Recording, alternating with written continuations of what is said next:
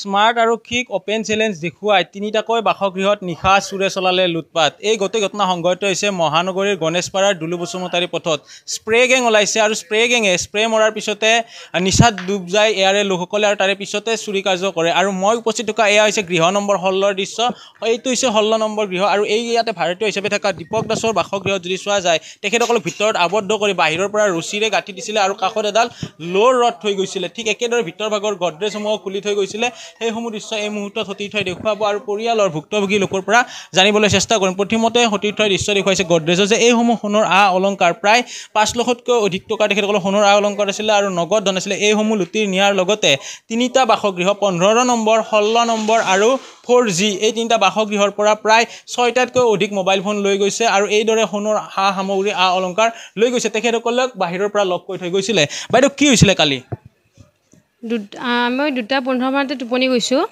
তাৰপিছত কেতিয়া আহিছে আমি গম নাপাওঁ, কি হৈছে সেইটো ময়ো গম নাপাওঁ। যেতিয়া মোৰ হাজবেণ্ডে মাত দিছে মোক, তুমি আহাচোন, দৰ্জা কিয় খুলি ৰাখিছা গডৰেজ, এনেকৈ কৈছে।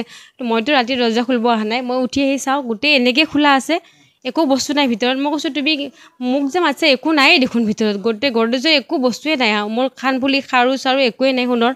তাৰপিছত তেওঁৰ পইচা পাতি ফেক্টৰীৰ পইচা আছিলে দিব লগা, সেইবিলাকো আনিছিল, সেইবিলাকো নাই। তাৰপিছত মোবাইলটো ইয়াতে থোৱা আছিলে, তেওঁৰ মোবাইলটো মোৰ বিচনাত আছিলে। সেইবিলাকো চালোঁ দৌৰি দৌৰি, মোবাইলো নাই। তাৰপিছত মই গোটেইকেইখন দৰ্জা চবটো বন্ধ আছে, এখনো খোলা নাই। এইটো কেনেকৈ কি হ'ব পাৰে? তাৰপিছত পাকঘৰত যে পাকঘৰৰ খিৰিকীত খুব খোলা আছে, খিৰিকীটো আহিব নোৱাৰে। দৰ্জাখন ঠেলি চাওঁ গোটেই খোলা গৈছে। তেওঁলোকে পাকঘৰে দি আহিছে চুৰ কৰিবৰ কাৰণে, কিন্তু আমি অকণমানো গম নাপালোঁ। কিয় গম নাপালে? নিশ্চয় কিবা স্প্ৰে লগাইছে চাগে, তেওঁলোকে দিছে চাগে, সেইকাৰণে আমি গম নাপালোঁ।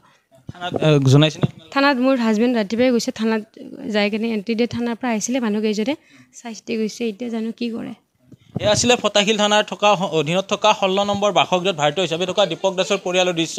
আৰু অন্যান্য যিসকল লোক আছে বা ইয়াতে থকা যিসকল ভুক্তভোগী আছে তেখেতসকলৰ পৰা জানিবলৈ চেষ্টা কৰিম যে এটা বাসগৃহতে নহয়, তিনিটাকৈ বাসগৃহত চোৰে এক প্ৰকাৰ স্প্ৰে গেঙে সন্ত্ৰাস চলালে আৰু মোবাইল ফোনৰ লগতে সোণৰ অলংকাৰ সম্পত্তি লৈ গ'ল। কি হৈছিলে দাদা? মই এপাৰ্টমেণ্ট থাকোঁ, মানে মই নিজৰ ঘৰ ইয়াতে বনাইছোঁ কনষ্ট্ৰাকশ্যনত। তো মোক লেবাৰে ৰাতিপুৱা মানে বেলেগৰ মোবাইল দি ফোন কৰিলে।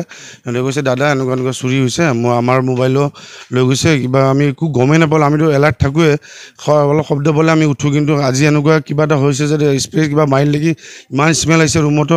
আমাক মানে বেহুচ কৰাই পেলাই মোবাইলটো লৈ গ'ল। আমি এজন মানুহ 3জন থাকোঁ ৰুমত, এজন মানুহ সাৰি নাপালোঁ। তো আমাৰ মোবাইল লগতে অলপ 6-7 হাজাৰ টকা কেছ আছিল, সেইখিনি পইচা লৈ গৈছে। লগতে ওচৰ চুবুৰীয়া হাউচ নম্বৰ 16 স্বপন বসুমতাৰী, তেখেতৰ ঘৰতে চুৰি হৈছে, তেখেতৰ ভাড়াতীয়া ঘৰত চুৰি হৈছে। আৰু তাতে সোণৰ অলংকাৰ লৈ যোৱা বুলি গম পাওঁ। আৰু লগতে 1.5-2 লাখ টকামান আছিল কেছ, সেইখিনিও লৈ যোৱা বুলি গম পাওঁ চুৰে। মুঠ 3টা ঘৰত এটেম্প কৰিছিল, 2টা ছাকচেছফুল হৈছে। আৰু এটা ঘৰত সিহঁতে বাহিৰৰ পৰা খিলি লগাই দিছিল, লগাই এটেম্প কৰিব যাওঁতে ঘৰৰ মানে গৃহিণী উঠিছিল, উঠাৰ লগে লগে সেই বস্তুটো তেতিয়া সিহঁতে পলাই গুচি গ'ল। সেইখিনি একো অনুমান কৰিব পৰা নাই, কাৰণ আমাৰ ফুটেজটো একো পোৱাই নাই। মানে ওচৰ চুবুৰীয়াকৈ চাব দিছোঁ, এতিয়ালৈ ফুটেজ ক্লিয়াৰ হোৱা নাই, কাৰণে আমি একো ক'ব নোৱাৰোঁ।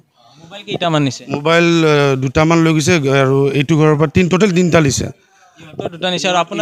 আমাৰ লেবাৰৰ পৰা 2টা লৈ গৈছে, ইহঁতৰ 5টা লৈ গৈছে, লগতে সোণ আৰু কেছ দিছে। ডাঙৰ চুৰ হ'বলৈ, সৰু চুৰবিলাকে আজিকালি ড্ৰাগছ এডিক্টৰ চুৰ আছে, তাৰ চুৰি কৰে, কিবা চুৰি কৰে সৰু সুৰা বস্তু। কিন্তু এইটো ডাঙৰ চুৰে হ'ব লাগিব। সিহঁতে আমাৰ ঘৰতে বহুত বস্তু আছিল, মেচিন আছিল, সৰু সুৰা মেচিন আছিল, সেইবিলাক একো এটেম্প কৰা নাই।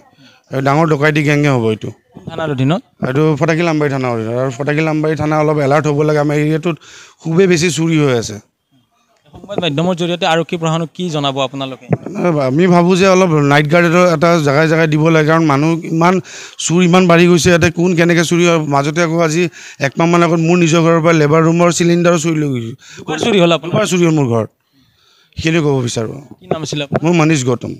মনীষ গৌতমে উল্লেখ কৰা অনুযায়ী এটা মাহৰ ভিতৰতে তেওঁৰ বাসগৃহতে 2বাৰকৈ চুৰিকাণ্ড সংঘটিত হৈছে আৰু নিশা এনেদৰে 3টাকৈ বাসগৃহত স্প্ৰে গেঙে এক প্ৰকাৰ সন্ত্ৰাস চলাইছে। এতিয়া স্মাৰ্ট আৰক্ষীয়ে কিদৰে কৰায়ত্ব কৰে এই স্প্ৰে গেঙক, যে গুৱাহাটী মহানগৰীত হয়তো স্প্ৰে গেং প্ৰায় 2টা মাহ বা নতুনকৈ যেতিয়া স্মাৰ্ট আৰক্ষীৰ কমিশ্যনাৰ আহিছিলে পাৰ্থসাৰথী মহন্ত, তেওঁ দায়িত্ব লোৱাৰ পিছত হয়তো স্প্ৰে গেঙৰ উৎপাত কমিছিলে। কিন্তু পুনৰ গুৱাহাটী মহানগৰীত স্প্ৰে গেঙে সন্ত্ৰাস চলালে। স্প্ৰে গেঙে সন্ত্ৰাস চলাই 5টাকৈ মোবাইল ফোন, ধনৰ সম্পত্তি, সোণৰ অলংকাৰ সকলো লুটি লৈ গ'ল 3টাকৈ বাসগৃহত। এতিয়া আৰক্ষী প্ৰশাসনে কেতিয়া কৰায়ত্ব কৰিব পাৰে বা স্মাৰ্ট আৰক্ষীয়ে কেতিয়া সফল হয়, সেয়া কিন্তু এই মুহূৰ্তত ডাঙৰ প্ৰশ্ন। আপুনি বিচৰা বাতৰি পাব কেৱল নিউজ 18 এপত। নিউজ 18 এপ ডাউনলোড কৰিবলৈ স্ক্যান কৰক এই QR কোড গুগল প্লে ষ্টৰতো পাব এই নিউজ 18 এপ